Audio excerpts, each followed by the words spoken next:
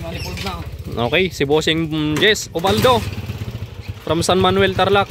Apo, nagguwapo ata magneto cover nan eh. Wow.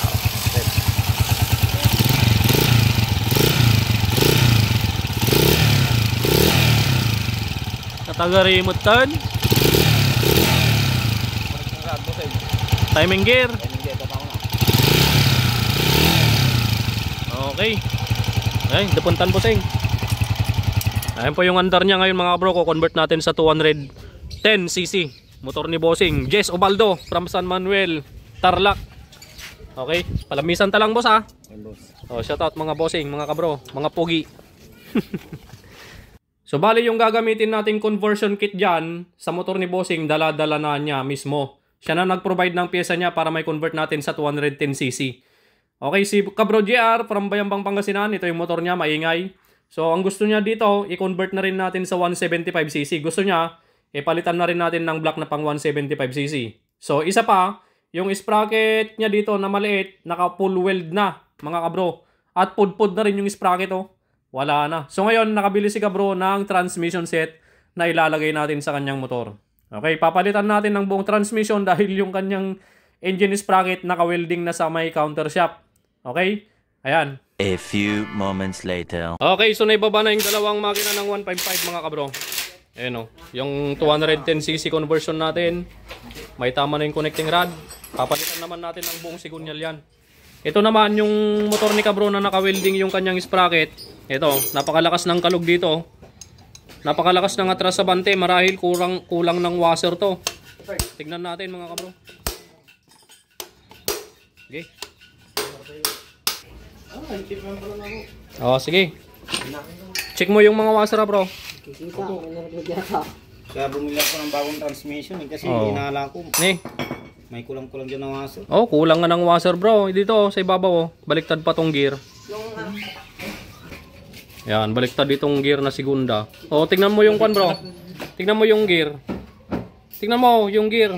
Hindi magkapantay. Hindi pantay. Oh, mataas tong main shaft na gear yung kapartner ng segunda kaya kwan. Check mo nga din sa ilalim bro. Sa pinaka ilalim mismo. Dito. Lahat ng mga washer. Okay, yung mga washer dito kung kumpleto sa may counter shop. Tanggalin muna natin yung mga yan.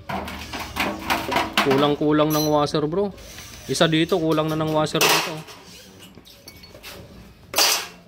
Di bale may nabili naman si Kabro na transmission set. Yun ang kakabit natin, kumpletuhan natin yung mga washer niya. O washer. Isa. Bushing.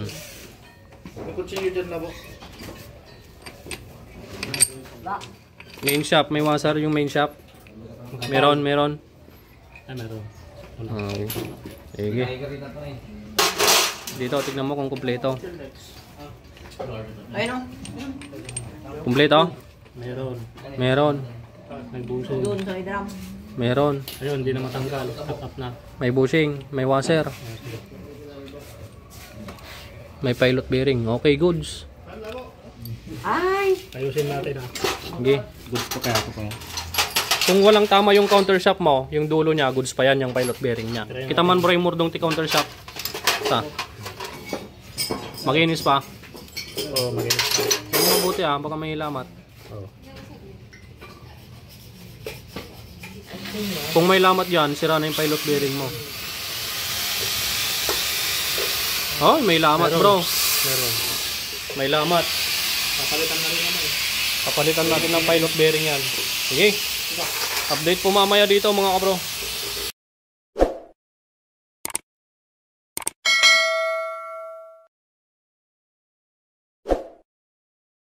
A few minutes later. Ayan, so update dito sa 210cc conversion mga kabro from San Manuel, Tarlac. Nailagay na natin yung black na 65.5. Okay, 65.5 mm yan mga kabro. Hindi po siya 63.5. Yan. Ito po yung cylinder head. Pang 175cc ang gagamitin natin, yung mabigat. Hindi kagaya ng mga na-order sa kwan, nagkaroon na ako ng kwan, phobia sa mga na-order sa Shopee na CG200 na balbula. Ay, CG200 na cylinder head mga kabro. Kasi yung iba, palpak. Yung iba pa, nung nag-order ako ng CG200 na cylinder head, ang ipinadala, plastic lang, walang laman. Anak shooting.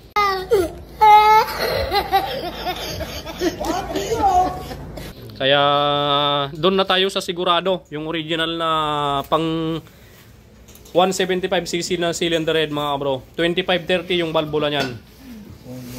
Alright. Shoutout sa magkapatid na to, laging nag-aaway to eh.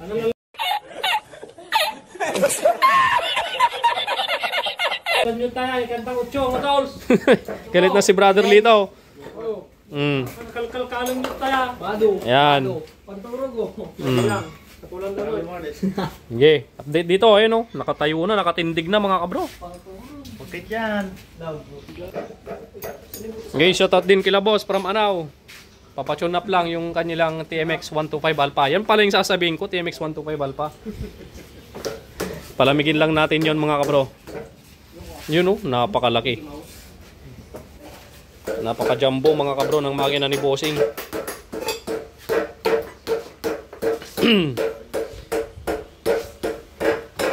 Meron na rin tayong na-convert na TMX 155 sa 210cc from Bayambang mga kabro. Ang feedback naman ni Bossing, talagang napakalakas daw ng takbo ng TMX 155 niya na service niya, yung single lang. Ayan. Ayan o. Tayong-tayo na mga kabro. Patingin, patingin. Oh, napakalaki. Kumamat ka no puro Wilson, kunan ni kabro. Alright, update po tayo dyan mamaya mga kabro pag nabuo na. At dito naman, yung tiga Bayambang si kabro JR. JR ba? Opo. Okay, napapalitan na natin to ng napapalitan na natin ng connecting rod tsaka dalawang sigunyal bearing. Yan, sira yata yung naglalagay ng tornilyo. Madi nga pirde. Si Kamoy. Okay.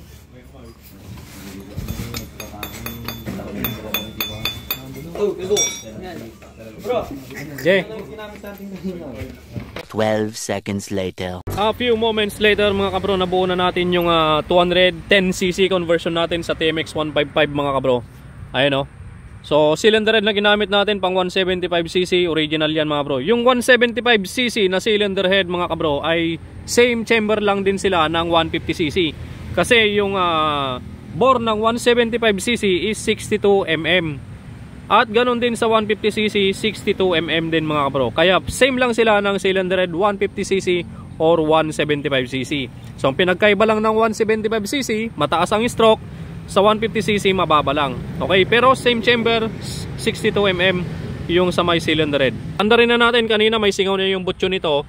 Eh hindi natin na ipaayos, ibilian na lang ni Bossing ng bago. Okay. Start natin. Yung tigas. Yun o, one click. Wow! Ayan, kung maririnig nyo mga bro, singaw talaga yung tambutso nya. Yan o.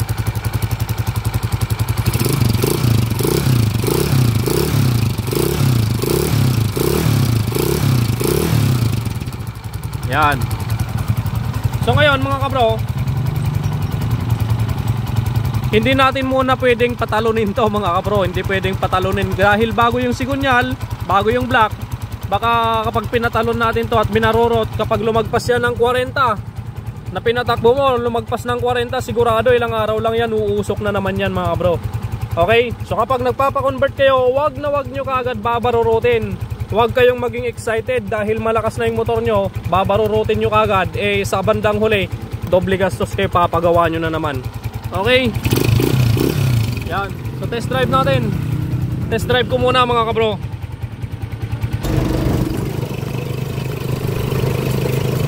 Alright. Takbong 40 lang mga kabro.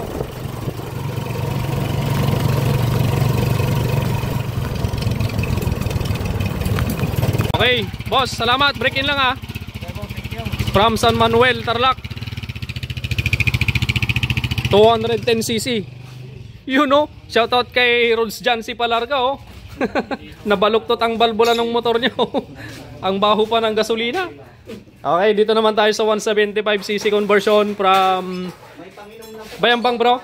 Alright, Bayambang, Pangasinan, patapos na rin. So nagka-aberya tayo, nakalimutan nating magtabas ng piston kanina. Tumatama sa sigunyal, kaya nagbaklas ulit si Brother Lito Velasco. You know, unang pasok mo, bro, napalabang ka. Ayos lang para pagpawisan tayo. You know. O, sige nga, Rod, mamaya na, pag naisalpak na sa atin sa chassis yan, bibidyo na rin natin yung andar niya. 12 seconds later. Yan, so overtime na tayo, mga kabro. Matigas ba, bro? Tigas.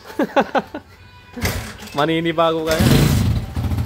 Oo, ayan na mga kabro, 175cc conversion natin sa 155 from Bayambang, Pangasinan.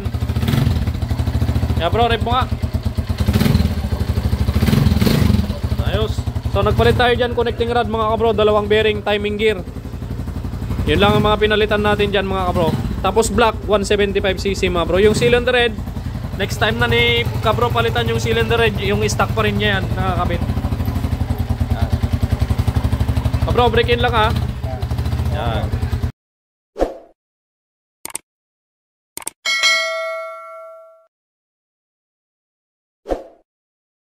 Shoutout pala kay kabro.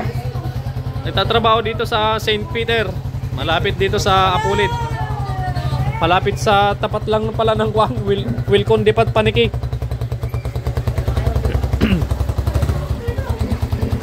Mayatin bro. Ayan o. Ayan o. Sasanggol na naman yung mga bata natin.